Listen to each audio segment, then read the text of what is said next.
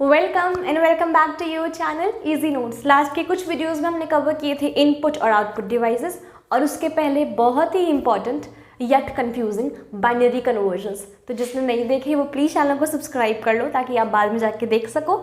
आज हमारा टॉपिक है कंप्यूटर मेमोरी। स्टार्टिंग में ही बता दूं, कॉन्सेंट्रेशन से सुनना, क्योंकि ये टॉपिक यूजुअली क्वेश्चन में स्ट्रेटली आता है और आपको सब डिस्क्राइब करना पड़ेगा। कभी ऐसा नहीं आता कि डिफाइन सेकेंडरी या फिर प्राइमरी मेमोरी के बारे में टॉपिक क्वेश्चन आएगा और आपको पूरा डिफाइन करना पड़ेगा। तो आज हम देखते हैं कि व्हाट इज मेमोरी। फटाक से कंप्लीट होगा ये टॉपिक। सबसे पहले मेमोरी क्या होती है। Memory is any location on which और where computer stores all the input, process the data and output which has to be displayed. जो हम इनपुट देते हैं, जो प्रोसेसिंग करता है और जो आउटपुट हमें दिखता है, उन सब चीज़ों को स्टोर करने की जगह होती है, उसे क्या कहते हैं, मेमोरी। मेमोरीज 3 टाइप की होती है, प्राइमरी मेमोरी, सेकेंडरी मेमोरी और कैश मेमोरी। ठीक है। प्राइमरी मेमोरी जो होती है वो कंप्यूटर की मेन मेमोरी होती है, मेन मेमोरी और कंप्यूटर की इंटरनल मेमोरी। ठीक है। अब आते हैं सेकेंडरी मेमोरी। सेकेंडरी मेमोरी वो मेमोरी जो हमारी मेमोरी होती है, जो हमारे लिए होती है या जो हम इंस्टॉल कर सकते हैं। तो सेकेंडरी मेमोरी को हम स्टोरेज मीडिया भी बोलते हैं। ठीक है। एंड लास्ट में आता है कैश मेमोरी। तो देखो, कैश मेमोरी वो मेमोरी होती है जो सीपीयू और मेन मेमोरी के बीच में होती है। मतलब प्राइमरी मेमोरी और सीपीयू के बीच में जो मेमोरी होती है उसे बोलते हैं कैश मेमोरी। अब बीच में क्यों होती है, अब बताते हैं क्यों। पहले आते हैं प्राइमरी, देखते हैं होता क्या है। प्राइमरी में होता है रैम और रोम। बेसिकली लोग क्या करते हैं, रैम और रोम के डिफरेंस में जो बहुत थिन बॉर्डर लाइन है उसमें बहुत कंफ्यूज रहते हैं। फुल फॉर्म्स तो मैं वीडियो के एंड में बताती हूँ, तब तक रुकना पड़ेगा। ओके। सो रैम जो होती है वो, अब आप एग्जाम्पल लीजिए, wait a second, will take example like कि ये हमारी सेल है। ठीक है। इसमें 3 सेल है। रो नंबर 1 है, सेल ए, बी और सी। हमने ए में लिखा 2 और बी में लिखा 3। ठीक है। ए में लिखा 2, बी में लिखा 3, रो नंबर 1 है ये। तो यहाँ पे एक्सेल की सेल है। यहाँ पे अगर हम सम का फॉर्मूला देंगे तो हमें कंप्यूटर रिजल्ट क्या देगा, 5 देगा, 2 और 3 का सम करके। तो अब मुझे ये बताओ, 2, 3, 5 बीच में हमें ऐड करना था, मतलब कंप्यूटर को। ये चीज़ हमेशा ध्यान रखना, जैसे तुम अकाउंट्स पढ़ते हो तो उसमें खुद को नहीं, बिजनेस को समझ के पढ़ते हो, वैसे भी जब मेमोरी पढ़ना कंप्यूटर की, कभी भी कहीं भी खुद से पढ़ना, पर्सनली भी या मेरे से या किसी से भी, तो हमेशा कंप्यूटर के सेंस में पढ़ना। तो 2 + 3 हमें 5 देना है कंप्यूटर को। ये कंप्यूटर को किसने बताया, हमने बताया। हमने क्या लिखा, फॉर्मूला यहाँ पे सम दोनों का। तो जो हमने बताया फॉर्मूला सम लिखा वहाँ पे, वो थी रैम मेमोरी। कंप्यूटर को जो इंस्ट्रक्शन गया कि प्लस करना है वो थी रैम मेमोरी। अब रोम मेमोरी क्या है। रोम मेमोरी वो होती है जो हमें मैन्युफैक्चरर बना के देता है, बिल्ट इन होती है, प्रोग्राम्स होते हैं वो। अब हमने प्लस लिख दिया, कंप्यूटर ने वो चीज़ पढ़ ली कि जो यूज़र है उसने प्लस लिखा कि 3 और 2 को प्लस करना है। अब कंप्यूटर को ये कैसे पता कि प्लस में हमें क्या करना है, वो उसको बताया रोम ने, क्योंकि रोम में जो प्रोग्रामर है, जो मैन्युफैक्चरर है, उसने ये चीज़ प्रोग्राम करके दी है कि जब भी यूज़र आपसे प्लस का ऑपरेटर इनपुट दे तो आपको ऐसे ऐसे करके, इस तरीके से प्रोसेसिंग करके आउटपुट उसे देना है। तो कंप्यूटर का जो रोम है, रोम में जो डेटा सेव है कि प्लस करने पे क्या करना है, वो निकाल के कौन लाया, रैम। क्योंकि रैम ने देखा कि हमने प्लस लिखा, हमने प्लस करने का इंस्ट्रक्शन दिया। तो रैम जो होता है वो रोम से डेटा निकालता है कि प्लस, अगर हमें यूज़र ने प्लस दिया है तो यूज़र का इंस्ट्रक्शन वो पढ़ेगा। हमने प्लस दिया तो रैम ने रीड किया कि हमने प्लस दिया है। ठीक है। हमने प्लस आंसर, हमने प्लस इनपुट दिया है। ठीक है। और उसके बाद रैम रोम से ढूंढ के निकालेगा कि प्लस से हमें करना क्या है, और प्लस से जो करके आंसर आएगा वो 5 आएगा। तो वो आंसर कौन देगा, रैम। जब तुम सेव करते हो तो क्या होता है, तुम्हारा डेटा मेन मेमोरी से उठ के सेकेंडरी मेमोरी में चला जाता है। ठीक। रैम क्या होती है, नॉन वोलाटाइल, मतलब पावर ऑफ होने के बाद वो मेमोरी चली जाती है, याददाश्त गायब। रोम क्या होती है, जो हमें मैन्युफैक्चरर बना के देता है, कंप्यूटर में बना के देता है कि अगर यूज़र ऐसा बोलेगा तो ये करना है, ऐसा बोलेगा तो ये करना, ये करना। ठीक है। अब देखो, रैम 2 तरीके की होती है, एस और डी, फुल फॉर्म लास्ट में। इन दोनों में फ़र्क कुछ भी नहीं है। एस रैम थोड़ी सी उसमें स्टोरेज कम होती है और डी रैम में थोड़ी स्टोरेज ज़्यादा होती है, तो डिफर करता है। रोम जो होती है वो 3 टाइप की होती है। पी रोम, अब पी रोम है तो पी रोम क्या है, प्रोग्रामेबल रोम होती है, ठीक है। फुल फॉर्म्स तो लास्ट में है, बट पी का मतलब होता है प्रोग्रामेबल।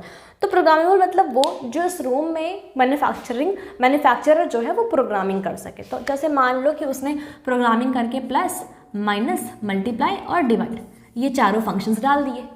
अब ई पी रोम क्या होती है कि ई पी रोम को एडिट कर सकता है मैन्युफैक्चरर, लेकिन एडिट करने के लिए उसे सब कुछ इरेज करना पड़ेगा। जैसे मान लो उसने इतना कुछ डाला, उसको स्क्वायर रूट भी डाल ली थी, मान लो 5वां फंक्शन उसको स्क्वायर रूट भी डालनी थी, तो उसको पूरा प्रोग्राम इरेज करके दोबारा से लिखना पड़ेगा, ठीक।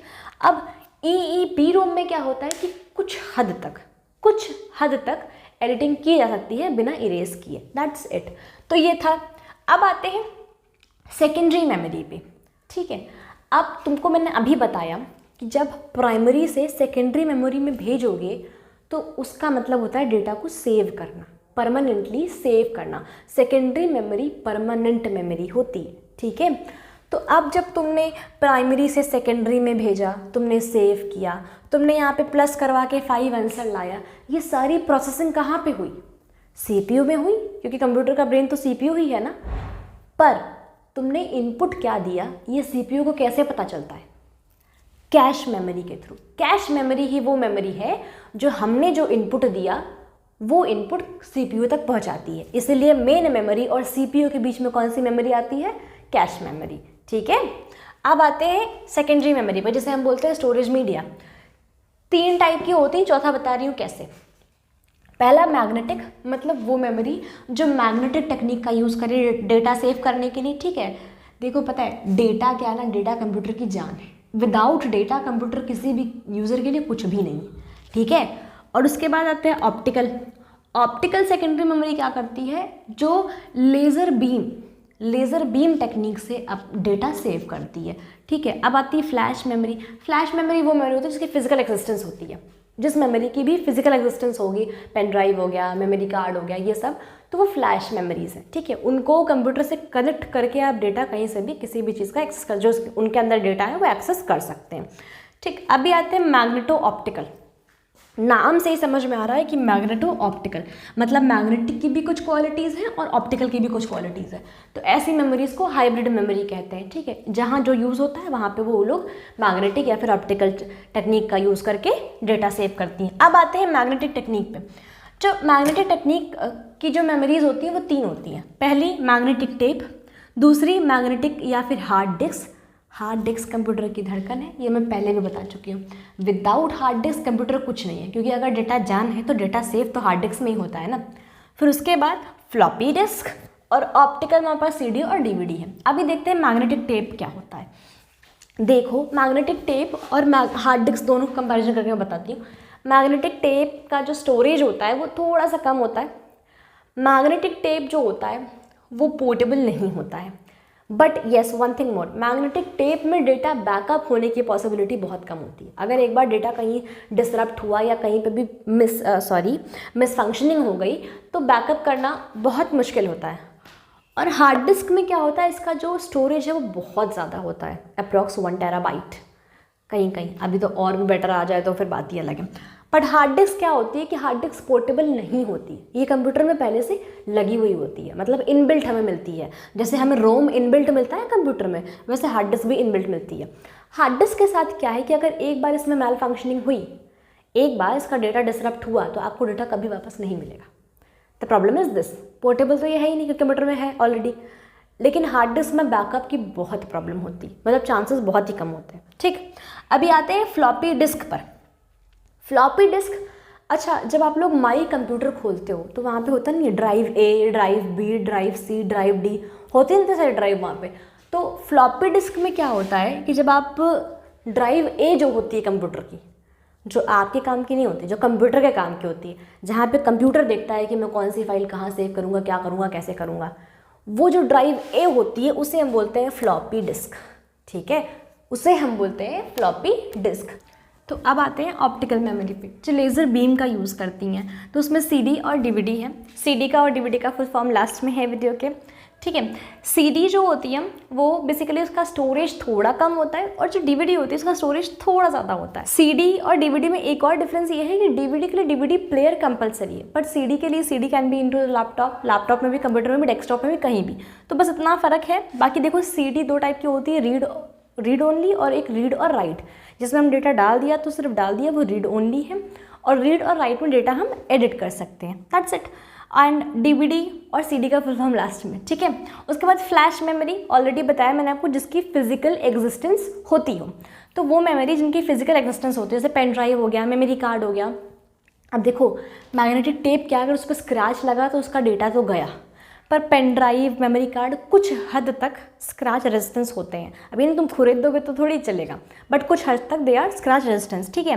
पोर्टेबल होते हैं, छोटे होते हैं, और इनका जो स्टोरेज होता है ना वो पैसों के अकॉर्डिंग डिफर करता है। ज़्यादा महंगे होंगे ज़्यादा स्टोरेज होगा, बाकी अदरवाइज नॉर्मल। तो इस स्टोरेज पे लेके कोई ऐसा डिफरेंस खास है नहीं, ठीक है। बट यस ये है कि पोर्टेबल है, बट प्रॉब्लम ये है कि can be theft out, data आपका चोरी हो सकता है। अगर आपने पासवर्ड से सेफ नहीं किया है पेन ड्राइव या फिर मेमोरी कार्ड को, तो अगर आपने कहीं मिसप्लेस कर दिया, कहीं छोड़ दिया, तो कोई भी उसे उठा सकता है और अपने कंप्यूटर में इनपुट प्लग इन करके उसका डेटा सारा एक्सेस कर सकता है, ठीक है। तो बाकी इतना ही, और कुछ है नहीं। तो that's all for today. And yes, जिसने बाइनरी कन्वर्जन्स का वीडियो स्किप कर दिया या नहीं देखा वो प्लीज़ देख लो, और हमारे साथ आगे DBMS और FMS को टिप्स और ट्रिक्स के साथ सीखने के लिए सब्सक्राइब कर लो। एंड यस, इंपॉर्टेंट क्वेश्चन वाले लोग यहाँ जाएं जो लास्ट मिनट में पढ़ने आए। Stay tuned to us.